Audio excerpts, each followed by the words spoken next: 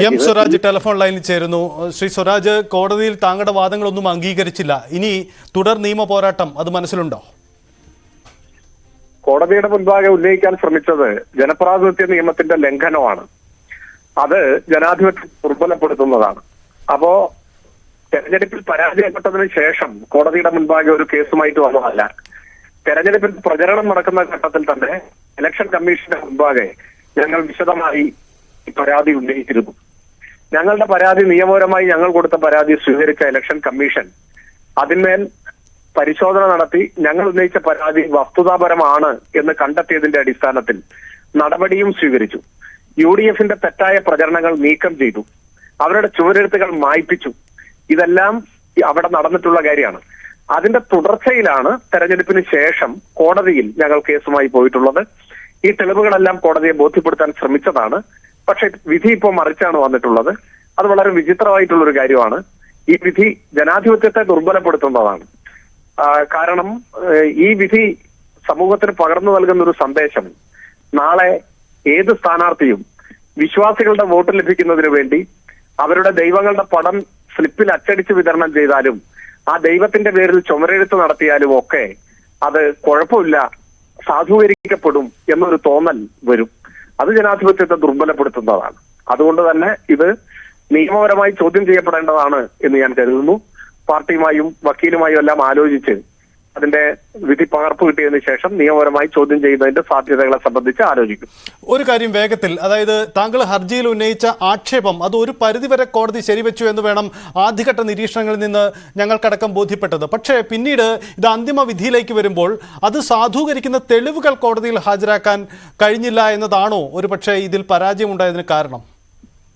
അല്ല, അത് വിധി പകർപ്പ് കിട്ടിയാലേ കോടതി എന്ത് നിഗമനത്തിൽ എത്തിയെന്ന് നമുക്ക് പറയാൻ പറ്റൂ. ഇപ്പൊ ഞാൻ കോടതിയെക്കുറിച്ച് ഈ ഘട്ടത്തിൽ ഒരു പരാമർശത്തിനും തയ്യാറല്ല. കാരണം ഞാൻ കക്ഷിയായ ഒരു കേസ് തോൽക്കുമ്പോൾ കോടതിയെ ചീത്ത പറയേണ്ട കാര്യമൊന്നുമില്ലല്ലോ. പക്ഷെ കോടതിക്ക് കോടതിയുടേതായ നിഗമനങ്ങൾ ഉണ്ടാവുമല്ലോ. അതിപ്പോ ഒന്നും അന്തിമമല്ല. ഒരു കോടതിയുടെ നിഗമനമായിരിക്കില്ല അതിന്റെ മുകളിലുള്ള കോടതിയുടെ നിഗമനം. ഞങ്ങളെല്ലാ തെളിവുകളും ഹാജരാക്കാൻ ശ്രമിച്ചിട്ടുള്ളതാണ്. മാത്രമല്ല ഇതിൽ സാക്ഷികൾ മാത്രമല്ല, ഇതിലെല്ലാ തെളിവുകളും ഒരു കേസാണ്. ഇത് സാഹചര്യ തെളിവുകളുണ്ട്, മെറ്റീരിയൽ എവിഡൻസ് ഉണ്ട്, സാക്ഷിമൊഴികളുണ്ട്, ഞങ്ങൾ മുൻപേ ഇലക്ഷൻ കമ്മീഷന് കൊടുത്തിട്ടുള്ള പരാതികളുണ്ട്. അതിൽ കമ്മീഷൻ ഞങ്ങളുടെ പരാതി ശരിയാണ് എന്ന് കണ്ടെത്തി സ്വീകരിച്ച നടപടികളുണ്ട്. ഇങ്ങനെ ഒരുപാട് കാര്യങ്ങളുണ്ട്. അപ്പോ ഞങ്ങൾ നിയമപരമായിട്ട് ഈ കാര്യങ്ങൾ കോടതിയെ ബോധ്യപ്പെടുത്താനാണ് ശ്രമിച്ചത്. പക്ഷെ വിധി മറിച്ചാണ് ഉണ്ടായിട്ടുള്ളത്. ബാക്കി കാര്യങ്ങൾ ഇപ്പൊ നമുക്ക് എന്താണെന്ന് പറയാൻ കഴിയില്ല. ഈ കെ ബാബു അടക്കമുള്ള ചിലർ നടത്തിയ പ്രതികരണം അദ്ദേഹത്തെ വ്യക്തിഹത്യ നടത്താനാണ് ഇത്തരം കോടതിയിലെ നിയമ നടപടികളിലൂടെ നിങ്ങൾ ശ്രമിക്കുന്നത് എന്നതാണ്. ഒരിക്കലും അല്ല. അത് അദ്ദേഹം അങ്ങനെ പറയാൻ പാടില്ലായിരുന്നു. കാരണം ഇത് വ്യക്തിപരമായ ഒരു പ്രശ്നമേ അല്ല. തെരഞ്ഞെടുപ്പിന്റെ ഘട്ടത്തിൽ പോലും അദ്ദേഹത്തിന് ഞങ്ങൾ ആരും ഉന്നയിച്ചിട്ടില്ല. ഇത് രാഷ്ട്രീയമായ പോരാട്ടമാണ്. ഈ കേസും എങ്ങനെയാണ് വ്യക്തിഹത്യയാവുന്നത്?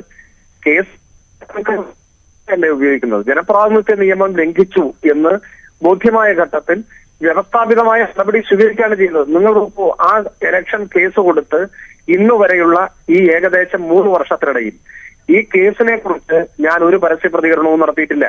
മാധ്യമങ്ങളോടോ നവമാധ്യമങ്ങളിലോ പൊതുയോഗങ്ങളിലോ ഒന്നും ഒരു വാക്ക് പറഞ്ഞു. ഇന്നാണ് ആദ്യത്തെ പ്രതികരണം. അതിന് കാരണം കേസിൽ കോടതി വിധി വന്നതുകൊണ്ടാണ്. അപ്പോ ഇത് അദ്ദേഹം അങ്ങനെ പറയുന്നത് ശരിയല്ല.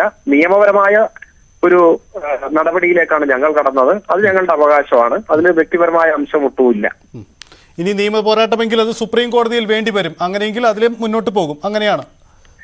അല്ല, ഞാനതിനെ ഈ ഘട്ടത്തിൽ കാണാം. ഞാൻ പറഞ്ഞല്ലോ, വിധി പകർപ്പ് കിട്ടിയിട്ടില്ല. അതുകൊണ്ട് വിശദാംശങ്ങൾ എനിക്കിപ്പോ പറയാൻ കഴിയില്ല. പക്ഷെ ഞാൻ ഈ ഘട്ടത്തിൽ കാണുന്നത് ഇത് ജനാധിപത്യത്തെ ദുർബലപ്പെടുത്തുന്ന ഒരു വിധിയാണ്. തെറ്റായ സന്ദേശം നൽകും. നാളെ എല്ലാ സ്ഥാനാർത്ഥികളും ദൈവത്തിന്റെ പടം വെച്ചിട്ടുള്ള പ്രചരണം തുടങ്ങിയാൽ എന്ത് ചെയ്യും? അപ്പൊ ആ ഘട്ടത്തിലേക്കൊക്കെ ഇന്ത്യൻ ജനാധിപത്യം പോകണമെന്നുള്ളത് ഒരു പ്രശ്നമാണ്. അപ്പോ ഇത് നിയമപരമായി ചോദ്യം ചെയ്യപ്പെടേണ്ടതാണ് എന്ന് ഈ ഘട്ടത്തിൽ ഞാൻ കാണുന്നു. അത് പാർട്ടിയുമായും വക്കീലുമായും ആലോചിച്ചിട്ട് വേണം അത്തരം കാര്യങ്ങൾ തീരുമാനമെടുക്കാൻ. അത് വിധി പകർപ്പ് കിട്ടിയതിനു ശേഷം അത്തരം കാര്യങ്ങളെ കുറിച്ച് ചിന്തിക്കും.